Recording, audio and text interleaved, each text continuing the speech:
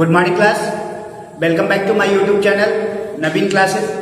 Class first year में previous lecture में बात चल रही थी थॉमसन का परमाणु मॉडल, एटॉमिक स्ट्रक्चर, परमाणु संरचना चैप्टर चल रहा है। उसके अंतर्गत कल आप लोगों ने थॉमसन का परमाणु मॉडल पढ़ा था। आज जो है हम लोग जो टॉपिक पढ़ेंगे वो आज का हमारा टॉपिक है रदरफोर्ड का अल्फा प्रकीर्णन का प्रयोग तथा नाभिक की खोज। तो टॉपिक क्या है बेटा इसका? रदरफोर्ड का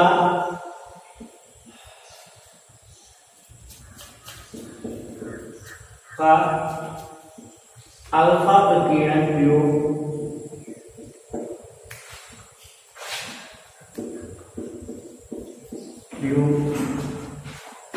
तथा नाभिक की खोज।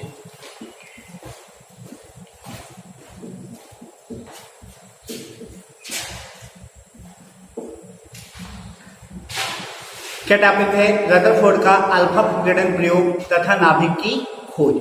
तो इसके अंतर्गत क्या बताया गया कि सन 1911 ईस्वी में क्या बताया गया? सन 1911 ईस्वी में रदरफोर्ड नामक वैज्ञानिक ने एक प्रयोग किया।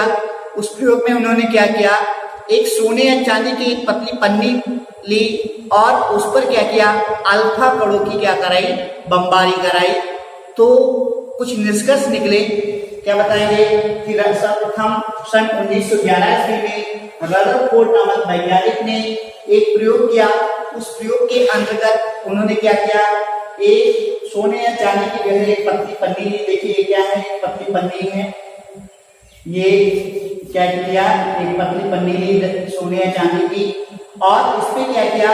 अल्फा कणों की बमबारी कराई। मतलब इस पतली पन्नी पर उन्होंने क्या किया? अल्फा कणों को जो किरणें थी उनको उन्होंने डाला। देखिए ये क्या है? ये सब जो है अल्फा कण है। ये किरणें जो है ये अल्फा किरणें है। तो उन्होंने क्या बताया कि जब इस पे अल्फा कणों की बमबारी कराई तो क्या हुआ? कुछ निष्कर्ष निकले। तो उससे क्या निष्कर्ष निकले? पहला निष्कर्ष ये निकला कि अधिकांश अल्फा कण सीधे आर पार चले गए। मतलब क्या हुआ? जब अल्फा कणों की बमबारी जाए तो कुछ अल्फा कण ऐसे थे जो उस पतली पन्नी को भेद करके क्या हुए? आर पार आगे की ओर निकल गए। जिससे ये सिद्ध हुआ कि परमाणु का अधिकांश भाग क्या होता है? खोखला होता है। तो क्या बताया गया कि सबसे पहला निष्कर्ष ये निकला कि जब अल्फा कणों की बमबारी कराई तो कुछ अल्फा किरणें, देखिए ये अल्फा किरणें हैं, तो ये अल्फा किरणें क्या हुई? ये सीधे इस पतली पन्नी को भेद करके आगे की ओर निकल गई। ये आगे की ओर निकलती हुई प्रतीत हो रही है। ये देखिए, तो इससे क्या सिद्ध हुआ कि परमाणु का अधिकांश भाग जो है वो क्या है? खोखला है। पहला निष्कर्ष क्या निकाला उन्होंने कि परमाणु का अधिकांश भाग क्या है? खोखला है। क्यों? क्योंकि जब उन्होंने अल्फा कणों की बमबारी कराई तो क्या हुआ? अल्फा किरणें जो है उसको पार करके सीधे आगे की ओर निकल गई। तो पहला निष्कर्ष ये निकला कि परमाणु का अधिकांश भाग खोखला है। आगे दूसरा निष्कर्ष क्या निकलता है? तो पहला निष्कर्ष हो गया। दूसरा निष्कर्ष क्या निकला कि कुछ अल्फा कण क्या हुए? अपने मार्ग से विक्षेपित हो गए। मतलब क्या बताया गया कि कुछ अल्फा कण कुछ तो पार करके आगे की ओर निकल गए, जिससे ये निष्कर्ष निकला कि परमाणु का अधिकांश भाग खोखला है। दूसरे पॉइंट में उन्होंने बताया कि कुछ अल्फा कण क्या हुए? अपने मार्ग से विक्षेपित हो गए। इससे यह सिद्ध हुआ कि परमाणु के केंद्र में एक सूक्ष्म भाग होता है जो क्या होता है? धनावेशित होता है। तो आगे सेकंड पॉइंट में उन्होंने क्या बताया कि कुछ अल्फा कण क्या हुए? अपने मार्ग से विक्षेपित हो गए। देखिए ये यहाँ से अल्फा कण ये आ रही है किरणें और फिर क्या हुआ? ये आगे की ओर ना जा करके अपने मार्ग से विक्षेपित हो गए। अपने मार्ग से विक्षेपित होने का मतलब क्या हुआ? अपने मार्ग से तिरछा हो गई, तिरछी लाइन में चली गई। ये देखिए ये किरण है, यहाँ से ये आई और फिर ये क्या हुआ? ये सीधे न जा करके क्या हुई? अपने मार्ग से ये विक्षेपित हो गई। ये देखिए ये किरण यहाँ तक आई और ये क्या हुआ? नीचे की ओर विक्षेपित हो गई। इसी तरीके से ये भी किरण यहाँ तक आई और नीचे की ओर विक्षेपित हो गई। तो सेकंड पॉइंट में उन्होंने क्या निष्कर्ष निकाला कि कुछ अल्फा कण क्या हुए? अपने मार्ग से विक्षेपित हो गए। तो इससे ये सिद्ध हुआ कि परमाणु के केंद्र में जो है क्या है? एक सूक्ष्म भाग होता है जो क्या होता है?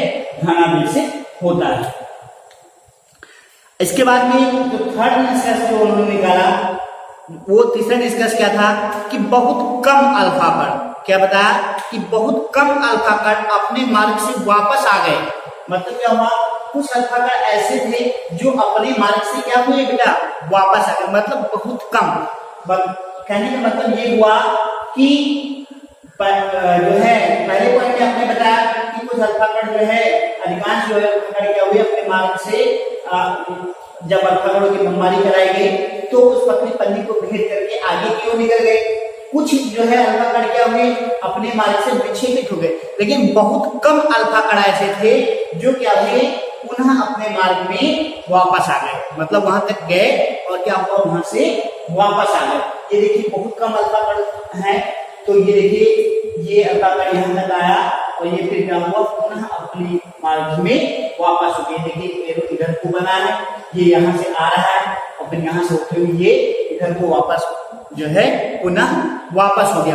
तो इससे क्या सिद्ध हुआ, इससे ये सिद्ध हुआ कि जो है वह सूक्ष्म भाग जो है अत्यंत दृढ़ होता है, जिससे परमाणु का संपूर्ण द्रव्यमान और धनावेश निहित होता है। मतलब क्या बताएंगे कि बहुत कम अल्फा कण अपने मार्ग से वापस आ गए।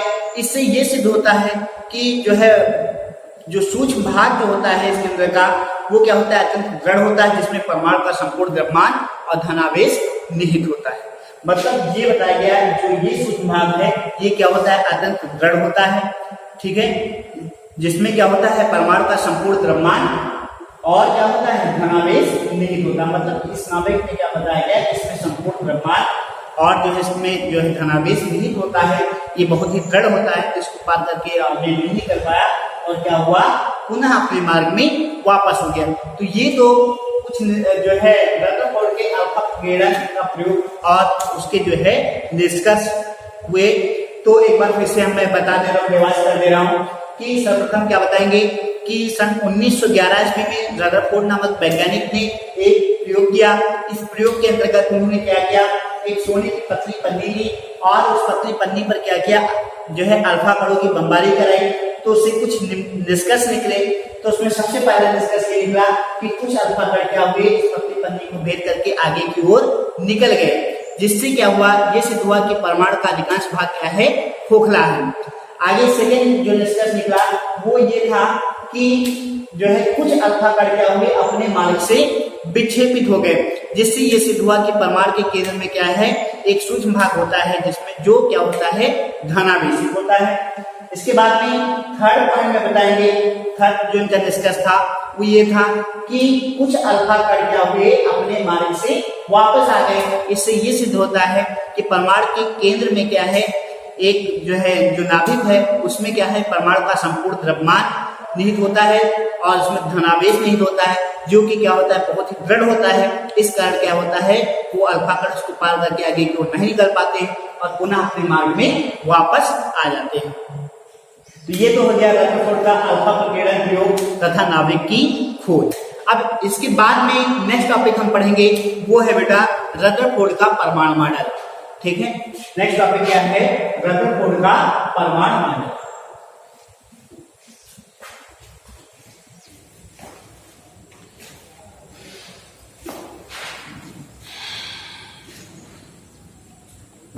नेक्स्ट टॉपिक है हमारा रदरफोर्ड का परमाणु मॉडल।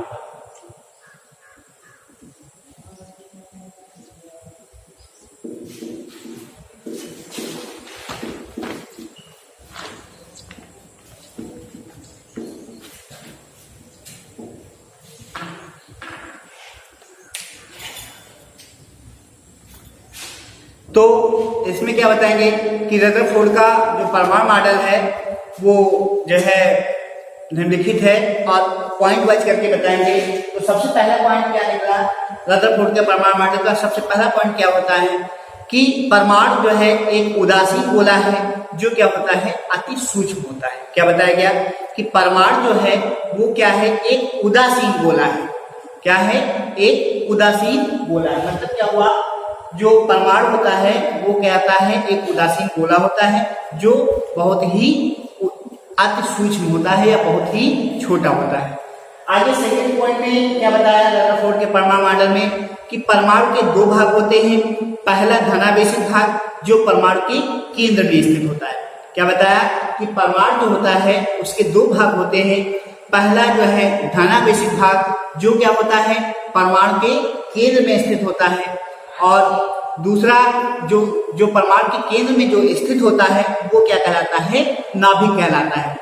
और जो उसका दूसरा जो भाग होता है वो क्या होता है, परमाणु का जो दूसरा भाग है वो नाभिक के चारों ओर क्या होता है, वृत्तीय कक्षा में चक्कर लगाता है या प्रति कक्षा में होता है, जिससे क्या होता है इलेक्ट्रॉन जो है सदैव, जिसमें क्या होता है इलेक्ट्रॉन सदैव क्या करते रहते हैं, गति करते रहते हैं।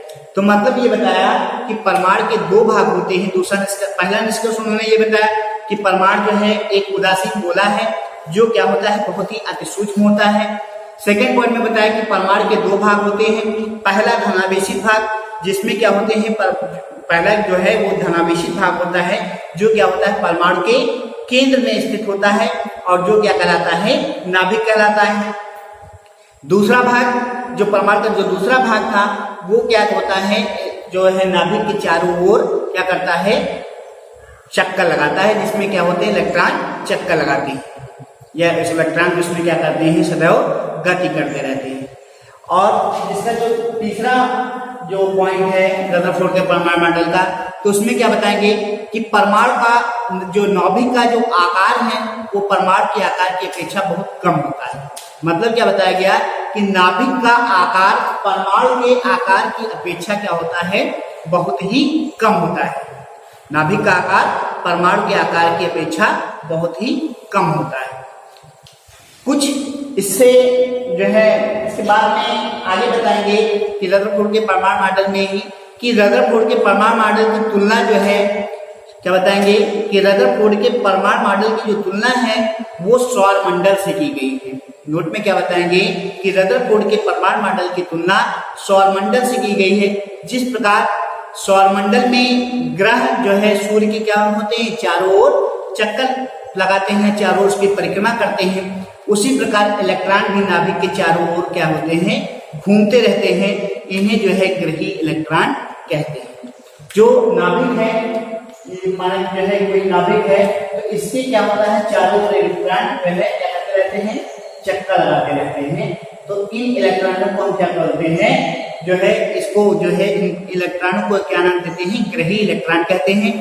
ठीक है, तो ये तो हुआ रदरफोर्ड का परमाणु मॉडल, जिसमें हमने बताया, एक बार मैं फिर से रिवाइज कर दे रहा हूँ कि जो है पहला पॉइंट हमने बताया कि परमाणु एक उदासीन गोला है जो क्या होता है बहुत ही अति सूक्ष्म होता है। आगे बताया कि परमाणु के दो भाग होते हैं। पहला धनावेशित भाग जो परमाणु के केंद्र में स्थित होता है, नाभिक कहलाता है। दूसरा जो भाग होता है नाभिक के चारों ओर वृत्तीय कक्षा में चक्कर लगाता है, जिसमें इलेक्ट्रॉन क्या करते हैं, सदैव घूमते रहते हैं। थर्ड पॉइंट में हमने बताया कि नाभिक का आकार परमाणु के आकार की अपेक्षा क्या होता है, बहुत ही कम होता है। आगे नोट में हमने बताया कि रदरफोर्ड के परमाणु मॉडल की जो तुलना है वो सौर मंडल के से की गई है। जिस प्रकार सौर मंडल में ग्रह जो है, जो सौर मंडल है उसमें जो ग्रह है वो सूर्य के चारों ओर चक्कर लगाते हैं, उसी तरीके से क्या होता है, इलेक्ट्रॉन नाभिक के चारों ओर घूमते रहते हैं। इन इलेक्ट्रॉनों को हम ग्रही इलेक्ट्रॉन भी कहते हैं। तो ये तो बात हो गई रदरफोर्ड के परमाणु मॉडल की। तो आज की वीडियो में बस इतना ही। आगे नेक्स्ट वीडियो में नेक्स्ट टॉपिक आपको पढ़ाया जाएगा। Thank you class.